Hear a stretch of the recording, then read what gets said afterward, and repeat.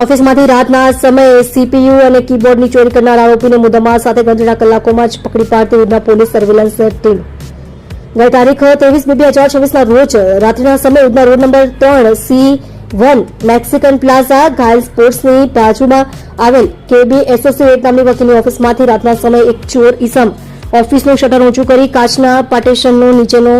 લાકડાનો ભાગ તોડી ઓફિસમાં પ્રવેશ કરી સીપીયુ અને કીબોર્ડ જે બંનેની આશરે કિંમત ₹30,000ની મતાની ચોરી કરી નાસી ગયેલ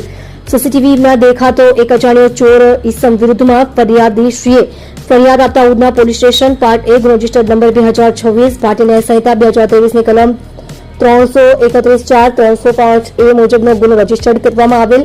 ઉપરોક્ત સૂચના અનુસંધાને ઉધના પોલીસ સ્ટેશનના police inspector Shri S.N. Desai તથા બીજા પોલીસ ઇન્સ્પેક્ટર શ્રી J.S. જામરે સાહેબ નાઓના માર્ગદર્શન હેઠળ surveillance police sub inspector Shri H.J. Patel નાઓના નેતૃત્વમાં સર્વેલન્સ સ્ટાફના હેડ કોન્સ્ટેબલ પિયુષભાઈ ખેમચંદભાઈ તથા પોલીસ કોન્સ્ટેબલ નાગેન્દ્રસિંહ રાજેન્દ્રસિંહ તથા પોલીસ કોન્સ્ટેબલ રામદેવસિંહ મુકેશસિંહ નાઓએ બનાવવાળી જગ્યાના